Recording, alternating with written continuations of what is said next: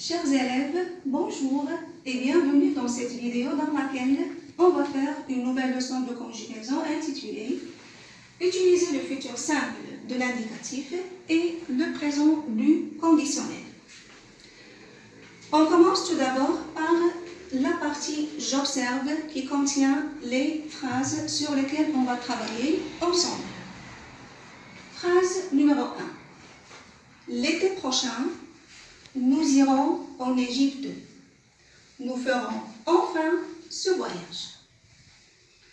Si mon père était disponible, nous irions en Égypte. Nous ferions enfin ce voyage. Phrase 3. Pourrais-tu, s'il te plaît, me prêter ton catalogue de tourisme? Alors, on revient à la première phrase. Et ensemble, on va relever les verbes conjugués. Très bien, alors, les verbes conjugués sont iront et feront. Quel est leur infinitif? Très bien, pour iront, c'est le verbe aller et pour feront, c'est le verbe faire. Quel est maintenant le groupe auquel ils appartiennent? Alors, aller et faire, tous les deux appartiennent au troisième groupe. Et si je vous demande, à quel temps sont-ils conjugués? Très bien. Ces deux verbes sont conjugués au futur simple. Aussi, on peut observer la présence de l'expression l'été prochain, qui est un connecteur qui indique le temps du futur. On passe à la deuxième phrase. Alors, on va faire la même opération, c'est-à-dire on va dégager les verbes conjugués. Ici, ce n'est pas iront, mais irions, et ce n'est pas feront, c'est ferions. Pourquoi j'ai dit ça? Parce qu'on voit presque les mêmes verbes. Et là encore, je vous laisse le temps pour faire la remarque à propos de la forme de ces deux verbes. D'accord. Pour irions, ce que je peux remarquer, c'est la présence du radical du futur du verbe aller et la terminaison de l'imparfait. Et pour ferions, qu'est-ce que je peux observer? Encore une fois, la présence du radical du futur du verbe faire, suivi de la terminaison de l'imparfait. Aussi pour le verbe de la troisième phrase, il suivit la même chose, c'est-à-dire il est formé du radical du futur du verbe pouvoir et de la terminaison de l'imparfait.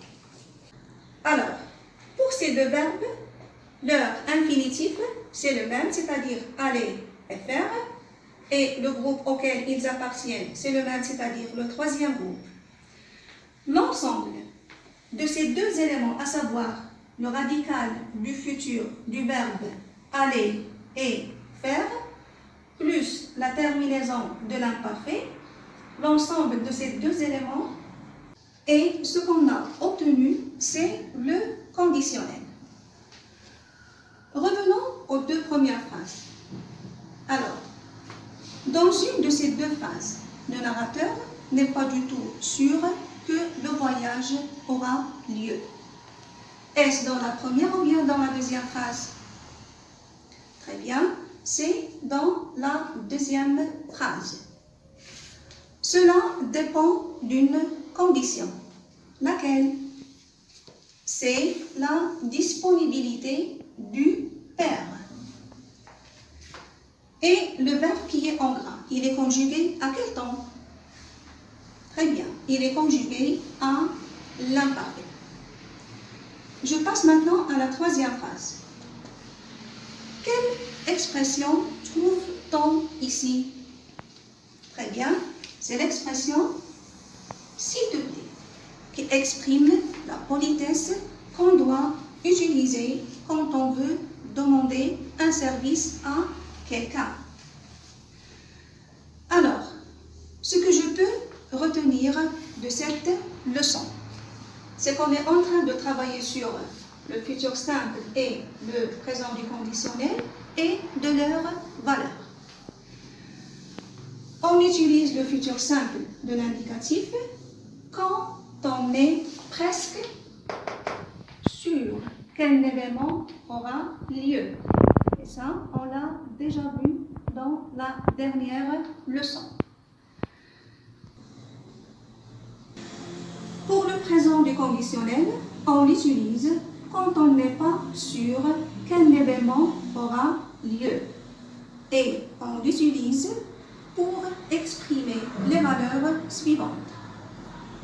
Le doute, quand on est devant une information dont la réalisation n'est pas certaine. Aussi, on utilise le conditionnel présent pour exprimer un souhait ou bien un rêve. La réalisation d'un événement dépend d'une condition. Voilà pourquoi on utilise une phrase qui commence par si et dont le premier verbe est à l'imparfait. Et parmi les autres valeurs du présent du conditionnel, il y a la demande atténuée qui nécessite la présence d'une expression de politesse. On passe maintenant à la partie j'applique, dans laquelle il y a 2 exercices dans lesquels vous devez répondre aux consignes suivantes. Dans l'exercice 1, transpose les phrases suivantes au présent du conditionnel. Le paysan vendra la récolte et s'achètera un nouveau matériel. Magali sera une star. Elle tournera dans les plus grands films. Dans cet exercice, vous allez passer du futur au conditionnel présent. L'exercice 2 indique la valeur du présent du conditionnel dans les phrases suivantes. Voudriez-vous m'indiquer, s'il vous plaît, le chemin qui mène vers la poste? S'il y a un point d'interrogation. Deuxième phrase, combien j'aimerais faire le tour du monde? Bonne application et on se verra demain pour faire la correction. Au revoir.